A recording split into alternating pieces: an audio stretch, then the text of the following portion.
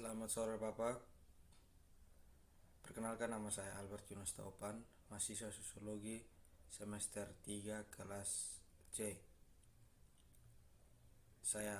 Dalam video saya akan mereview perubahan sosial budaya buku kelima berjudul Politik Berbicara dan Meningkatkan Kesadaran.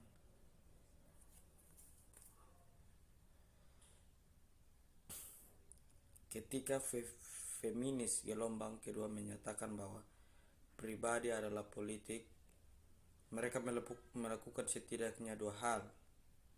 Mereka merespon realitas ekonomi politik yang sebelumnya tersembunyi berdasarkan penaklukan perempuan, dan mereka mengumpulkan politik feminis radikal yang akan mengubah arti menjadi politis. Agenda perubahan sosial ini tidak lebih jelas atau lebih rumit daripada di dalam gerakan anti-rap. Subgerakan feminisme gelombang kedua.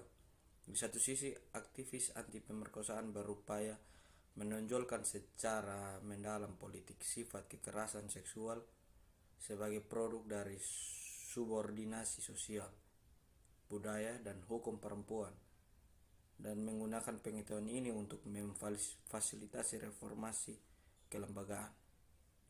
Di sisi lain, proyek aktivis juga berupaya memberi ruang untuk pengakuan pengalaman pribadi dan kesempatan untuk mengartikulasikan dampak kekerasan seksual.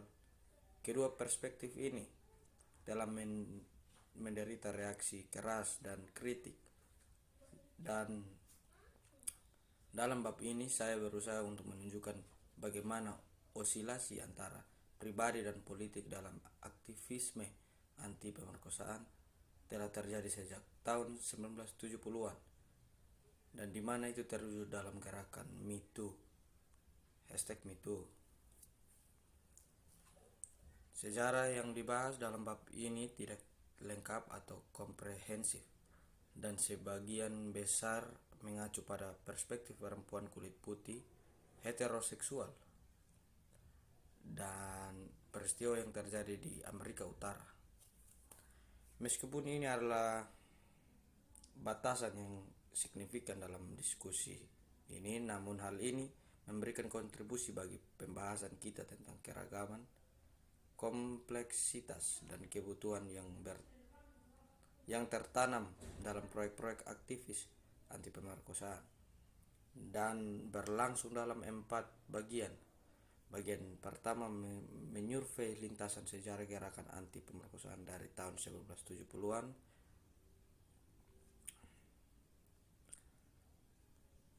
Agenda radikal untuk perubahan. Pada tahun 1973, Organisasi Wanita Nasional di Amerika Serikat, negara-negara mengeluarkan resolusi untuk membentuk gugus tugas pemerkosaan sekarang untuk mendorong reformasi legislatif, perbaikan dalam tanggapan kelembagaan terhadap kekerasan seksual, dan tantangan terhadap sikap dan keyakinan yang menciptakan dan mendukung budaya pemerkosaan. Satuan tugas muncul sebagai tanggapan atas inisiatif feminis radikal untuk peningkatan kesadaran dan pidato publik, dan menunjukkan potensi aktivisme akar rumput dan berbagi pengalaman pribadi untuk dimasukkan ke dalam aksi politik dan perubahan kelembagaan. Seksi peningkatan kesadaran mengungkap pengalaman yang meresap dari pemerkosaan kecil, seperti rayuan seksual yang tidak diinginkan, pelecehan seksual, kontak seksual yang tidak diinginkan, dan pemerkosaan. Berbagi pengalaman secara kolektif mengikis asumsi bahwa kekerasan seksual biasanya merupakan kekerasan fisik, jarang terjadi dan dilakukan oleh orang asing di luar dugaan keamanan lingkungan pribadi. Secara khusus, mereka mengungkapkan bahwa pemerkosaan dilakukan terutama oleh suami, pasangan, atau anggota keluarga, dan oleh karena itu pengalaman ini tidak eksotis, cukup legal dan tidak dapat dihindari bagi terlalu banyak dari kita. Lembaga perkawinan dan ketergantungan ekonomi perempuan. Oleh karena itu, suami mereka menjadi titik diskusi penting di antara beberapa aktivis kolektif yang mendefinisikan kembali institusi sosial patriarkal ini sebagai sarana untuk menciptakan dan menopang kondisi kekerasan seksual.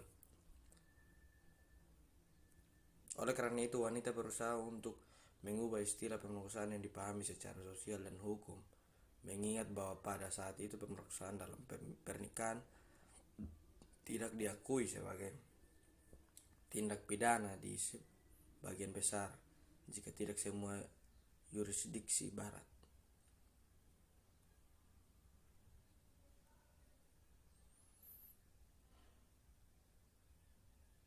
Fokus pada trauma pemerkosaan dan kekerasan seksual sangat signifikan diaktifkan oleh gangguan stres pasca trauma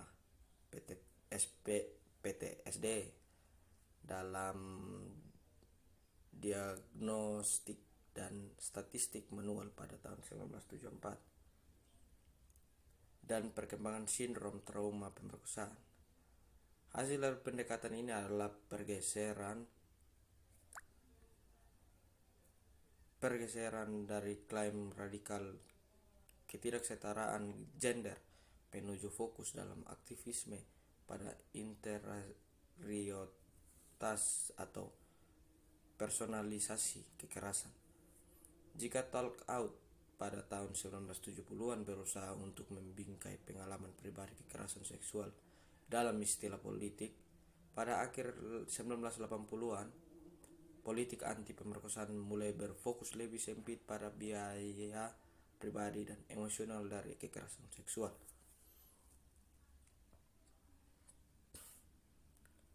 Awal hingga pertengahan 1990-an, misalnya Katie Ropi dalam karyanya yang terkenal buku The Morning After menggunakan bahwa jumlah wanita yang mengklaim telah mengalami pemerkosaan meningkat dan bahwa fokus pada pemerkosaan saat kencan mengalihkan perhatian dari korban pemerkosaan. Sebenarnya itu korban pemerkosaan yang asing yang melakukan kekerasan fisik.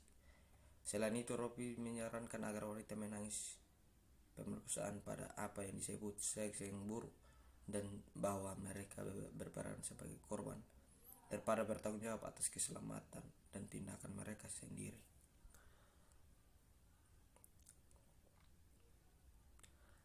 Kita kembali ke politik, bahwa aktivis gelombang kedua telah berusaha untuk menumbangkan pembatasan yang ditempatkan pada gerakan perempuan di depan umum untuk mengekspos kesalahan sistematik terhadap perempuan atas viktimisasi mereka dan untuk mengkritik narasi arus utama yang membuat perempuan terus-menerus berada dalam ketakutan. Pada tahun 2000-an, strategi ini diaktifkan kembali setelah reaksi terhadap politik korban tahun 1980-an dan 1990-an. Pada tahun 2008, misalnya dalam menanggapi praktik polisi yang buruk dan untuk menangani pemerkosa berantai di lingkungan Jerman di kota Edmonton, Kanada, aktivis anti pemerkosaan berusaha untuk melawan retorika yang dominan, disponsori negara, sadar keselamatan, bertanggung jawab secara pribadi. Kecenderungan narasi hukum dan ketertiban serta praktik pemolisian secara sistematis menyembunyikan sifat politik dari kekerasan seksual dan penguatan sikap menyalahkan korban selanjutnya. Teknologi komunikasi online berperan penting dalam menginternasionalkan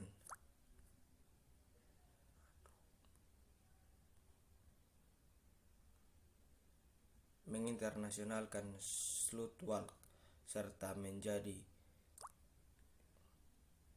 forum baru bagi para penyintas untuk menyarankan pengalaman mereka. Sementara Saltwalk menghadapi sejumlah besar kritik setidaknya secara publik. Terdahulu mewakili suara perempuan kulit putih.